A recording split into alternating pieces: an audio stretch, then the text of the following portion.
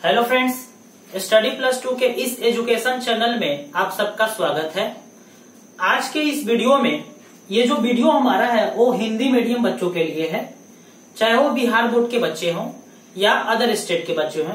वैसे बच्चे जो बायोलॉजी यानी जीव विज्ञान हिंदी मीडियम से पढ़ रहे हैं तो उनके लिए ये खास करके वीडियो बनाया गया है। तो वैसे बच्चे जो हिंदी मीडियम से एग्जाम देने वाले हैं या जो क्लास 12th में अभी गए हुए हैं तो वो इस वीडियो को देखें।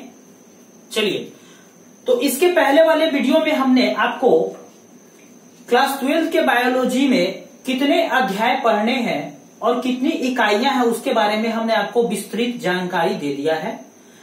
आज की इस वीडियो में हम लोग प्रथम इकाई जिसे प्रजनन कहा जाता है या जनन कहा जाता है, आप कंफ्यूज नहीं होंगे, दोनों नाम से जानते हैं, जनन या प्रजनन। अगर इंग्लिश में बोले तो इंग्लिश में रिप्रोडक्शन कहते हैं और हिंदी में प्रजनन या जनन कहा जाता है। तो इस इकाई में यानी प्रथम इकाई में इसके अंतर्गत 4 अध्याय के बारे में हम लोग पढ़ेंगे। जो प्रथम अध्याय है यानी जो पहला चैप्टर है जिसका नाम है जीवों में जनन। जी हां, अगर हम प्रथम अध्याय की बात करें तो ये जो हमारा प्रथम इकाई है, इस प्रथम इकाई में हम लोग 4 चैप्टर के बारे में अध्ययन करेंगे यानी 4 अध्याय के बारे में पढ़ेंगे। प्रथम अध्याय जिसका नाम है जीवों में जनन। जीवों में जनन और उस प्रथम अध्याय आज हम लोग स्टार्ट करने वाले हैं। बाकी जो दूसरा अध्याय हमारा है पुष्पी पौधों में जनन, तीसरा अध्याय मानव जनन, चौथा अध्याय जनन स्वास्थ्य, तो एक एक कर करके हम लोग अध्याय खत्म करेंगे। तो आज हम लोग प्रथम अध्याय स्टार्ट करते हैं जिस अध्याय का नाम है जीवों में जनन। तो चलिए, इस अध्याय को सबसे पहले स्टार्ट करने के पहले हम आपको बता देना चाहेंगे कि जीवों में जनन का मतलब क्या होता है। जनन क्या होता है उसके बारे में हमने आपको बताया था, या एक बार फिर से हम आपको बता देते हैं। जनन किसी भी जीव की एक ऐसी जैविक प्रक्रिया है। जनन किसी भी जीव की एक ऐसी जैविक प्रक्रिया है जिसके माध्यम से या तो जिसके अंतर्गत कोई भी जीव अपनी ही तरह संतति का उत्पत्ति करता है या संतति का निर्माण करता है, जिसे जनन कहा जाता है। अब जनन की बात करें तो जनन में हम लोग आगे पढ़ेंगे कि जनन 2 प्रकार के होते हैं, अलैंगिक जनन और लैंगिक जनन। तो उसको पढ़ने से पहले हम लोग जीवों में जनन में जो हमारा पहला पॉइंट है जिसे जीवन काल या जीवन अवधि कहा जाता है। जी हां, अगर हम बात करें जीवन काल या जीवन अवधि की, जिसे इंग्लिश में लाइफ स्पेन कहा जाता है, अगर हिंदी में बात करें तो हिंदी में जीवन काल या जीवन अवधि कहा जाता है। अब देखिए, अब जीवन काल या जीवन अवधि से आप क्या समझते हैं। अगर हम बात करें कि जीवन काल और जीवन अवधि क्या होता है तो दोनों तो एक ही चीज हुआ ना, जीवन काल बोलिए या आप जीवन अवधि बोलिए। तो जीवन काल जीवन अवधि यानी किसी भी जीव का उसके जन्म से लेकर के उसकी प्राकृतिक मृत्यु के बीच की अवधि को उस जीव का जीवन काल या जीवन अवधि कहा जाता है। जी हाँ, कोई भी अगर जीव है वो जन्म ले रहा है, उसके जन्म से लेकर के उसकी जब मृत्यु होती है वो मृत्यु प्राकृतिक मृत्यु होनी चाहिए, कोई भी एक्सीडेंट या कोई भी दुर्घटना नहीं होना चाहिए, कोई भी दूसरे कारणवश उस व्यक्ति की या तो उस जीव की मृत्यु नहीं होनी चाहिए। तो अगर कोई भी जीव जन्म लेता है तो उसके जन्म से लेकर के उसकी प्राकृतिक मृत्यु के बीच की अवधि को जीवन काल या जीवन अवधि कहा जाता है। अब जीवन काल जीवन अवधि को समझने के लिए हम आपको एक उदाहरण देते हैं।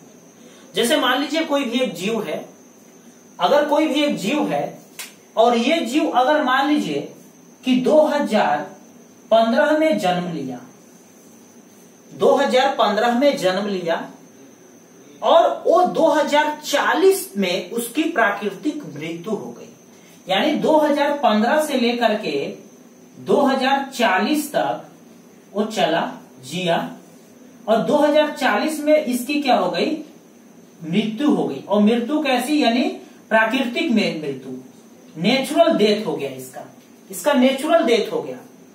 तो इस अवधि और इस अवधि के बीच की अवधि को, यानी इसके जन्म से लेकर के इसके प्राकृतिक मृत्यु के बीच की अवधि को, तो 2015-2040 में कितना का डिफरेंस है, 25 साल का डिफरेंस है। तो इस दोनों के बीच में कितना साल जिया, 25 साल जिया। अब ये जो 25 साल जिया, ये अब 2040 में जब मरा तो प्राकृतिक मृत्यु हुई इसकी। तो इसके बीच की अवधि को 25 साल को हम इसका जीवन काल कहेंगे।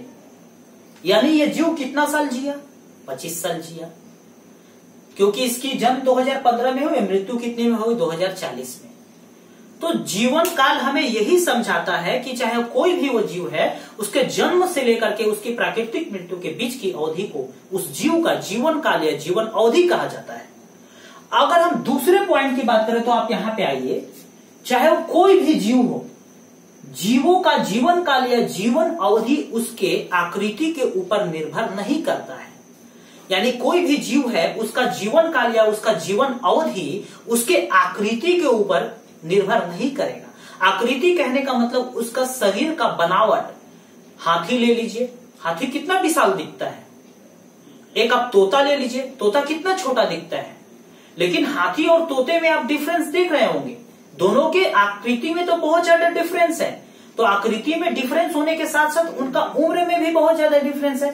क्या ऐसा है कि हाथी जो है वो साइज में बड़ा है, आकृति में बड़ा है, तो उसका जीवन काल भी तोता से ज्यादा होगा? कभी नहीं। हाथी का जीवन काल जहां 60 से 90 साल होता है, वहीं तोता का जीवन 140 साल होता है। तोता साइज में तो छोटा है, आकृति में तो छोटा है, लेकिन लाइफ स्पेन जीवन काल उसका बहुत ज्यादा है। किसके तुलना में? हाथी के तुलना में। हाथी साइज में तो बहुत बड़ा है, लेकिन अगर आप हाथी का जीवन काल देखें तो 60 से 90 साल ही है। तो यही हमें ये दूसरा पॉइंट बताता है कि किसी भी जीव का जीवन काल उसके आकृति के ऊपर निर्भर नहीं करता है। अगर हम बात करें तो आप एनसीईआरटी में देखेंगे तो एनसीईआरटी में 2 एग्जाम्पल से समझाया दोस्तों। पहला एग्जाम्पल लिया है कि एक कौवे का एग्जाम्पल लिया है और एक तोते का एग्जाम्पल लिया है। अगर हम कौवे और तोते के एग्जाम्पल से समझने का प्रयास करें तो कौवा और तोता के साइज में यानी आकृति में ज्यादा अंतर तो नहीं है, लेकिन उनके जीवन अवधि या जीवन काल में बहुत अंतर है। जहां कौवा 15 से 25 साल यानी 15 साल जीता है मान लीजिए, वहीं पे तोता 140 साल जीता है। दूसरा एग्जाम्पल एनसीईआरटी में दिया हुआ है, एक आम का वृक्ष और एक पीपल का वृक्ष। आम का वृक्ष और पीपल के वृक्ष के लंबाई में तो ज्यादा अंतर नहीं है, लेकिन उनका जीवन काल जीवन अवधि में अंतर है।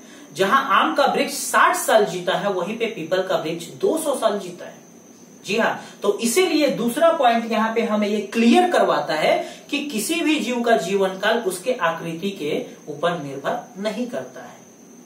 अगर हम अगले पॉइंट की बात करें तो आप एनसीईआरटी निकालेंगे तो एनसीईआरटी में एक आपको पेज मिलेगा, फर्स्ट चैप्टर में पहला ही या दूसरा पेज आपको मिलेगा। उसमें आपको लिखा हुआ है कि कुछ जीवों के जीवन काल और उनकी जीवन अवधि यानी जीवन काल के बारे में पूछा है। तो एनसीईआरटी में कुछ का दिया है और कुछ का आपसे पूछा है। तो हमने यहाँ पे पूरे का एनसीईआरटी में लिख दिया है। एनसीईआरटी का बुक पूरा पे यहाँ पे आपका लिखा हुआ है कि कौन से जीव का कितना जीवन काल या जीवन अवधि होता है। लास्ट में जब हम जाने लाएंगे तो जाने से पहले हम आपको स्क्रीनशॉट लेने के लिए बोल देंगे, फिर आप उसका स्क्रीनशॉट ले लेंगे। अब देखिए दोस्तों, अगर हम बात करें तो आप यहाँ पे देख सकते हैं कि कुछ जीवों के जीवन काल या जीवन अवधि लिखे हुए हैं। जैसे अगर हम हाथी की बात करें, तो हाथी का जीवन काल जो होता है वो 60 से लेकर के 90 साल का होता है। जी हाँ, हाथी का जीवन काल 60 से लेकर के 90 साल होता है। ऐसा इसलिए होता है क्योंकि हाथी का 2 प्रजाति होता है, एक एशियन और दूसरा अफ्रीकन। एशियन जहां 60 साल से 70 साल जीता है, वहीं अफ्रीकन हाथी 90 साल जीता है। इसीलिए आपको कहीं कहीं लाइफ स्पेन यानी जीवन काल जीवन अवधि में थोड़ा सा एवरेज देखने को मिल सकता है, उसमें ज्यादा आपको कंफ्यूज नहीं होना है। ठीक है। अगर हम दूसरा बात करें गुलाब के फूल का, यानी अगर हम रोज की बात करें, गुलाब की बात करें तो इसका जीवन काल 5 से 7 साल होता है। वहीं अगर हम कुत्ते की बात करें तो इसका 15 साल होता है। वहीं अगर हम बटरफ्लाई यानी कि तितली की बात करें तो तितली का 1 से लेकर के 3 मंथ होता है। तो इसी तरीके से क्रो का भी आपको 15 साल होता है। और आप देखेंगे कि इसमें जितना भी आपके एनसीईआरटी में दिया हुआ है, कुछ का एग्जाम्पल आपको लिखा है, कुछ का एग्जाम्पल आपको नहीं लिखा है, तो वो सारा हमने फिलअप कर दिया है। अगर हम बात करें रिप्रोडक्शन यानी कि प्रजनन की, तो प्रजनन में हमारा सबसे पहला पॉइंट यही आता है, यानी लाइफ स्पेन, जिसे हिंदी में जीवन काल या जीवन अवधि कहा जाता है। दोस्तों हमें पता है कि प्रत्येक जीव जंतु इस ब्रह्मांड में आए हैं तो उस सर्टेन पीरियड यानी कुछ सीमित काल के लिए रहते हैं, उसके बाद वो मर जाते हैं, उनकी मृत्यु हो जाती है। तो हम कह सकते हैं कि कोई भी जीव इस धरती पे अमर नहीं है। कुछ एक्सेप्शन है, अपवाद है। एक अपवाद है सिंगल सेल्ड ऑर्गेनिज्म, एक कोशिकीय जीव को छोड़ करके। हम आगे पढ़ेंगे तो हम जब आपको एसेक्सुअल रिप्रोडक्शन यानी अलैंगिक जनन पढ़ाएंगे तो उसमें हम आपको एक कोशिकीय जीव में बताएंगे। और ऐसे भी अगर आपने क्लास 11th में पढ़ा होगा तो उसमें आपने पढ़ा होगा कोशिका विज्ञान में एक कोशिकीय जीव क्या होते हैं और बहुकोशिकीय क्या होते हैं। और अगर नहीं भी पढ़ा है तो हम आपको आगे पढ़ाएंगे जब हम क्लास 11 का स्टार्ट करेंगे एक एक कर करके। तो ठीक है, आप देख सकते हैं कि यहाँ पे पूरा डिटेल्स आपको दिया हुआ है। तो अब हम जाते जाते आपसे कहेंगे कि आप इसका स्क्रीनशॉट ले लें।